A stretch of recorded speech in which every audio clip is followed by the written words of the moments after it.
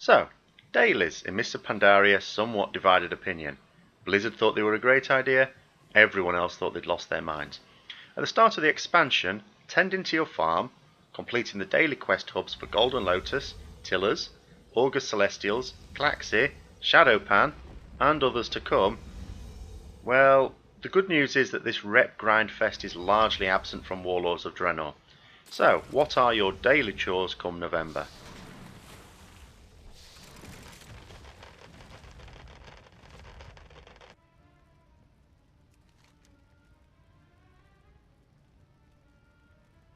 Nominally, you have one daily quest which you'll definitely want to complete for the Apexis shards.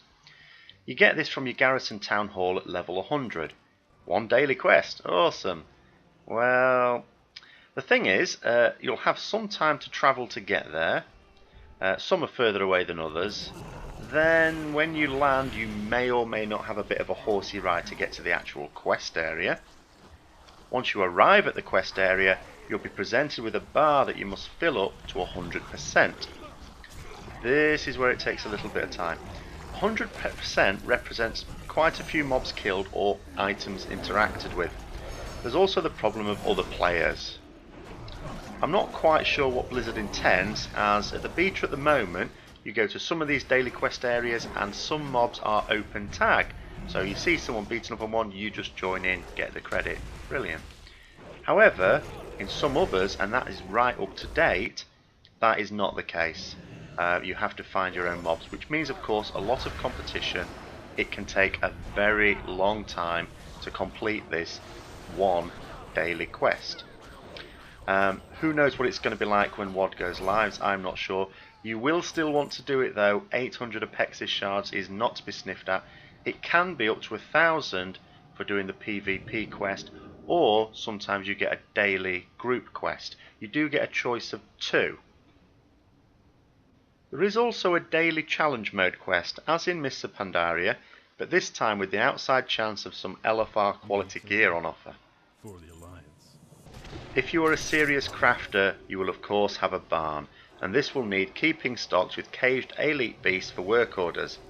These are farmed in Nagrand mainly, and can take a little while.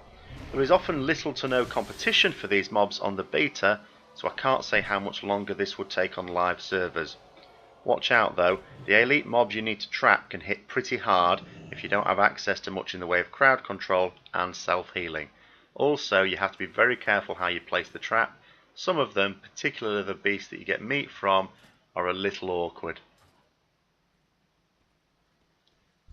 In order to maximise Savage Blood, bear in mind that work orders take 4 hours each. So if you're able to do this every 24 hours, you want to be placing at least 6 work orders, which means trapping at least 6 elite mobs a day. Of course, if you can catch up at slacker times of the week, weekends for example, you might be able to build yourself up a bit of a backlog. I supply only the finest goods. Safe travel. That spell. In the garrison itself, you have a herb garden. This will allow you to gather different herbs, which you can then either use for your own professions or send off to alts who can make use of them. It also allows you to gather buff food from under the tree when you get it to level 3.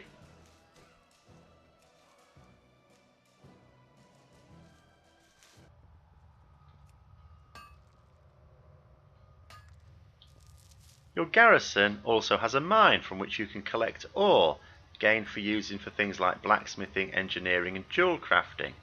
You'll notice with the gathering resources in your garrison, unlike from the farm in Mr. Pandaria, at least this time you don't have to plant seeds and then fight a giant weed.